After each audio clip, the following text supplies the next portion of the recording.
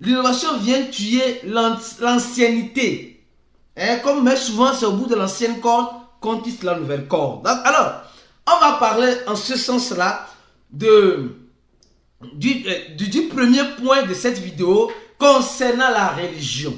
Les gars, la religion. D'abord, le premier point, vous devez comprendre. Le premier point, c'est que la religion n'aime pas trop l'innovation. Ça, disons les choses telles qu'elles sont. Il y a les chrétiens, les musulmans, les bouddhistes, je ne sais pas quoi, les athées. Tout cela, toutes ces religions ne s'adaptent pas facilement à tout ce qui est nouveau. Tout ce qui est nouveau, aucune religion ne s'adapte. Parce que les religions sont plus conservatrices. Elles aiment conserver ce qui s'est passé dans le temps et ils le reflètent dans le présent. Donc les religions, en quelque sorte, je dis les religions conservatrices, n'aiment pas tellement l'innovation. Parce que l'innovation met une barrière. Parce que quand on parle d'innovation, on parle d'un couteau à double tranche. Et la religion aussi a raison en ce sens-là. Parce que quand nous parlons de l'innovation, nous parlons de beaucoup de choses. À quoi ça sert? Ça sert à simplifier la vie de l'être humain. Mais dans cette simplification, on voit d'énormes défauts. Aujourd'hui, combien de personnes prennent les réseaux sociaux pour faire de n'importe quoi? Au lieu d'évangéliser, les gens préfèrent prendre ça pour montrer des trucs, voilà, pornographiques, etc. Et c'est pourquoi la religion est réticente pour accepter une innovation dès qu'elle sort. Donc aujourd'hui, il y a certaines personnes qui disent qu'on se fait de l'argent facile en crypto-monnaie. Parce que les crypto-monnaies, tu achètes, tu vends. Souvent, certains leaders religieux disent ça. Pas tous, Dieu merci, pas tous. Je connais certains qui sont ancrés dans la crypto-monnaie. Bravo à vous. Bravo à vous. Joindre la religion et l'innovation, ce n'est pas donner à n'importe qui. Ce n'est pas donner à n'importe qui parce que la religion est plus conservatrice et l'innovation avance. Et la religion veut rester toujours dans le passé. Mais ce que certains leaders religieux oublient, c'est qu'on peut utiliser cette innovation pour continuer d'être dans le passé, dans la religion, en évangélisant plus. Mais certains n'ont pas compris cela. Certains conservateurs n'ont pas compris cela dans la religion. Alors, le premier point, c'est l'innovation. La technologie, l'innovation qu'apporte la technologie n'est pas souvent en commun accord avec la religion qui se rappelle toujours du passé pour construire le présent. D'abord, le premier point, c'est l'adaptation, l'acceptation de notre monde du 21e siècle qui est difficile à accepter, malheureusement, pour certains conservateurs religieux. Alors, on va parler du deuxième point, oui, du deuxième point de la religion et des crypto-monnaies. D'abord, on a parlé du premier point que vous avez su très bien. On a développé ce point-là qui est l'innovation et la religion. Le deuxième point, c'est le sentimentalisme. Le deuxième point, c'est le sentimentalisme. Nous savons très bien qu'un religieux doit avoir du sentiment. Ce qui est tout à fait bien et beau. Mais le religieux dans le business doit être anti-sentimentaliste. Ce que je dis, c'est dur. Les gens, certains ne vont pas me comprendre. Parce que vous savez, nous sommes dans un écosystème de la crypto-monnaie où il n'y a pas la pitié. Où la pitié n'existe pas. Soit ça passe, soit ça casse. On nous apprend dans la religion, aimez-vous les uns les autres, ce qui est beau. Ça, je suis 100% d'accord avec ça. Je suis 100% d'accord avec ça. Mais dans cet amour que nous devons avoir les uns pour les autres, il y a certains qui sont sans pitié. Surtout l'écosystème de la crypto-monnaie est sans pitié. C'est sans pitié. Les gens utilisent la religion pour arnaquer les frères et sœurs. Parce qu'ils savent, ils commencent par l'émotion. le sentimentalisme. Il commence par vous dire, non, tu sais, non, tu sais, non, tu sais, non, tu sais. Et comme c'est un leader religieux, tu te plies à ses exigences. Or, lui, il profite de cela, de ce sentiment que tu as envers ton Dieu, en passant par lui, et il te dépouille. C'est différent, attention, c'est différent de faire un don. Supposons, non, moi, je vais faire un don à une église. Alors ça, c'est différent. Mais qu'on te dise, qu'on te travaille l'esprit, pour que tu prennes tout ce que tu as, pour mettre dans les mains. Bon, les gars, réfléchissez. Réfléchissons bien. Je ne vais pas donner mon point de vue, mais je suis en train juste d'analyser certaines choses. Le sentimentalisme. Combien de personnes se sont fait déjà sauver grâce à leur religion? Plusieurs personnes, je suis sûr que tu fais partie. Et combien de personnes ont été dépouillées par leur leader religieux? Plusieurs personnes aussi. Donc c'est un couteau à double tranche. Le sentimentalisme en crypto-monnaie. Nous savons que dans l'écosystème de la crypto-monnaie, soit tu manges, soit on te mange. C'est comme cela. Et face à cela, le chrétien conservateur ou le musulman ou le bouddhiste ou le religieux conservateur se perd. Il rentre, il perd, il se dit, c'est la volonté de Dieu une fois. Secondo, c'est la volonté du Créateur. Tertiaire, volonté.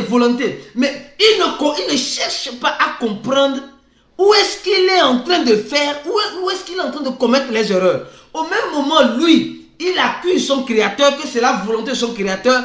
Au même moment, quelqu'un à côté est en train de dire, c'est ma joie, c'est la volonté aussi de mon Créateur.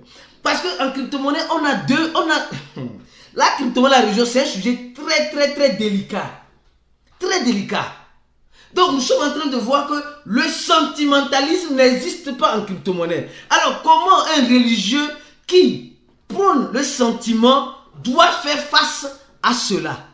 C'est simple. C'est simple. Le religieux, attention, je dis bien, le religieux qui est dans l'écosystème de la crypto-monnaie, qui met toujours le sentiment devant et qui ne veut pas se former, va toujours se casser la tête. Parce que nous sommes dans un écosystème où il n'y a pas de pitié. Et quand je parle de formation, nous avons une formation où nous aidons tout le monde à se préparer psychologiquement, à leur expliquer, que tu sois religieux ou pas religieux, à leur faire comprendre que nous sommes dans un écosystème où le sentimentalisme, nous devons apprendre à faire la division entre le business et le sentiment. Ou mettre le sentiment, ou ne pas mettre le sentiment pour ne pas perdre son argent. Parce que nous tous, nous sommes ici pour nous faire de l'argent, d'accord? Alors, ton créateur, le créateur nous a créés avec toutes les facultés nécessaires. Et il a dit la même chose, on mangera à la sueur de nos fronts. Et les gens disent que non, que les crypto-monnaies, c'est de l'argent facile. Ce n'est pas de l'argent facile.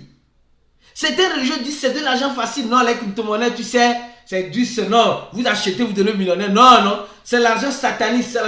Ça, moi, je ne sais pas.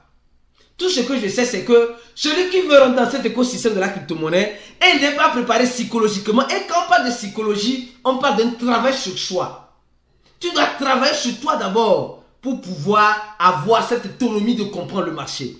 Et si tu veux apprendre tout cela, notre cours est toujours disponible. Le premier lien de la vidéo, remplis ce formulaire et tu pourras avoir accès à notre cours après avoir payé $100, d'accord? Après avoir payé $100, tu auras accès à notre cours. Et ceux qui ont déjà rempli ce formulaire et n'ont pas encore soldé, je tiens à vous informer que maintenant vous avez la possibilité de contacter le plus 228 97 04 48 07. Le numéro est WhatsApp, pas d'appel. Le plus 228 97 04 48 07. Vous contactez le numéro WhatsApp et vous allez payer en tranche le coût de cliquer pour gagner. Le coût qui vous permettra d'avoir le mental bien préparé sans toutefois perdre ses origines qui sont souvent la religion.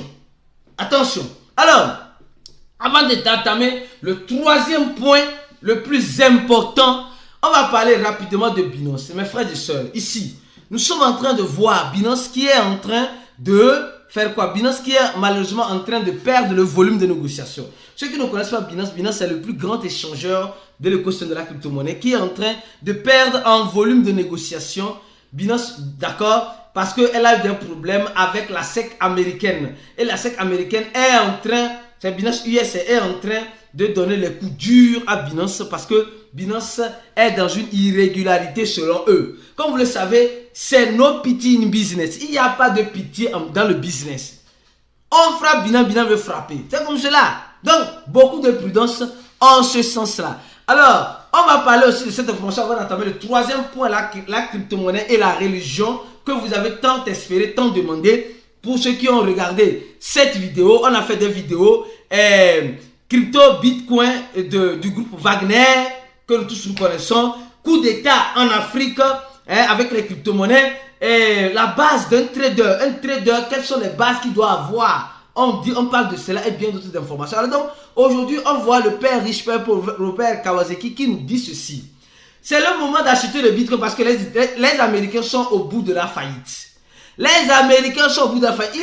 Il répète ça toujours. Il dit, le bitcoin va nous surprendre. Le bitcoin, l'or, le diamant, l'or et l'argent vont nous surprendre. Pourquoi? Parce que c'est face à la crise. Ça veut dire qu'il est en train de préméditer une crise qui arrivera peut-être tôt ou tard. Quand Dieu ne saurait vous le dire, lui-même ne le sait pas. Mais il est en train de dire une crise arrive parce que les banques sont déjà en faillite, l'immobilier est en train de cracher. Regardez tout ce qui se passe aujourd'hui. Alors face à cette crise, on doit avoir ce qu'on appelle la monnaie du peuple, fait par le peuple, pour le peuple, qui est le bitcoin. Alors, je continue la vidéo. Troisième point que tu dois savoir. Troisième point, toi étant religieux, ce que tu dois savoir, c'est que tu dois faire la sensibilisation.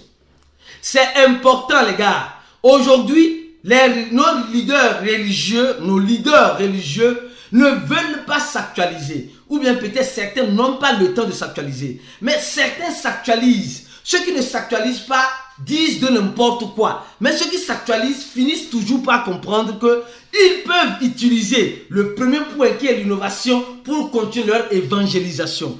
Et c'est ce que je vous dirai toujours.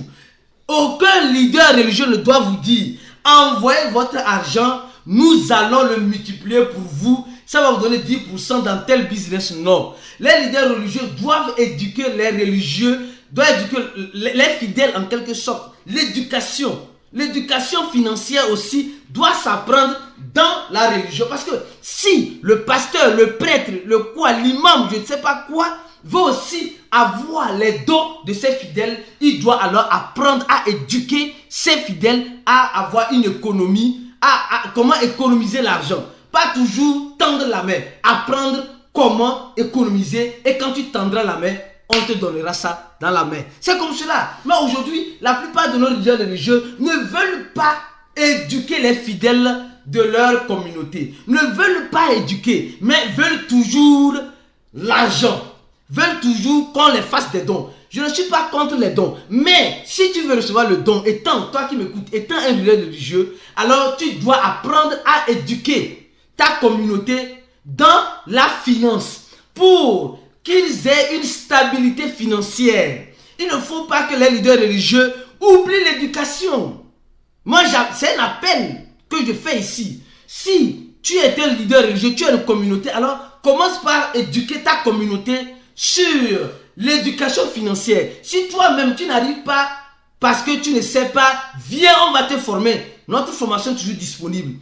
Clique sur le premier lien, tu vas te former, alors tu pourras apprendre et là tu pourras redistribuer cette information à ta communauté. Imaginez-vous un leader religieux qui éduque sa communauté, qui parle de Dieu à sa communauté, le pourquoi elle est là, d'accord, il parle de Dieu, et au même moment, il parle de l'éducation financière, comment ses fidèles doivent garder l'argent, comment ils doivent faire pour économiser l'argent. Tu parles de tout cela à ta communauté, alors ta communauté serait prospère. Ta communauté est prospère, c'est toi qui vas prospérer aussi dans ta mission que Dieu t'a confiée, que le Créateur t'a confiée. C'est ça. Alors donc, cette vidéo, partagez-la au maximum, donnez-moi la vidéo Et la formation de Cliquez pour gagner est toujours disponible pour ceux qui veulent se former, tous ceux qui veulent apprendre plus. Notre numéro WhatsApp est toujours en description de la vidéo pour toutes les personnes qui veulent se former après avoir cliqué sur le premier lien et remplir ce formulaire. C'est pourquoi je compte sur toi pour partager cette vidéo au maximum